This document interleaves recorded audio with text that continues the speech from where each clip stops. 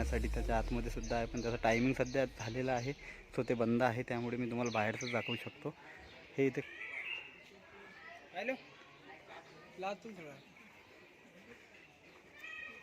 हे बघा, इथे फोटोसाठी सेल्फी पॉईंट दिलेले आहेत.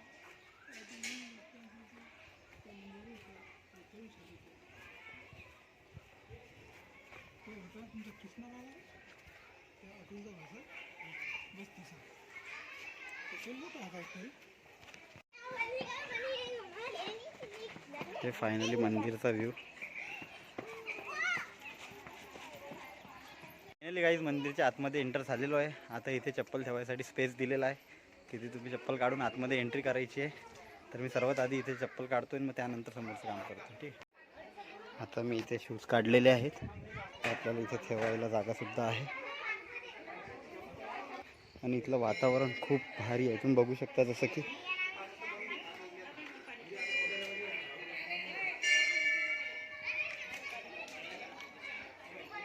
असे हत्ती वगैरे इथे बनवलेले आहेत व्ह्यूसाठी.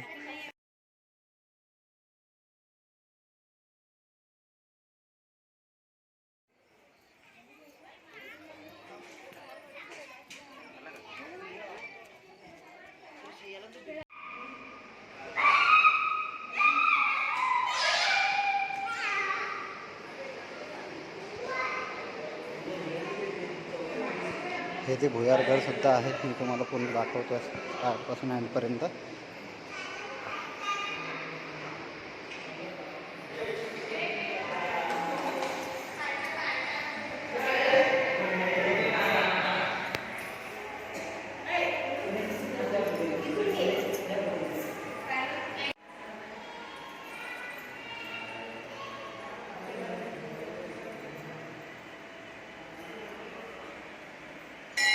दर्शन आता झालेलं आहे. इथनं मी आता बाहेर जातो, निघतो. तुम्हाला ते सेकंड साईडला तुम्हाला वरती जायचं दिलेलं आहे, तिथून तुम्ही वरती जाऊ शकता.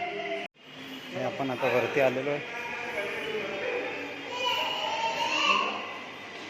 इथे प्रसादसाठी ते बसलेले आहेत. गेटच्या बाहेर आल्यानंतर इथे प्रसाद मिळतो, घ्यायला विसरू नका.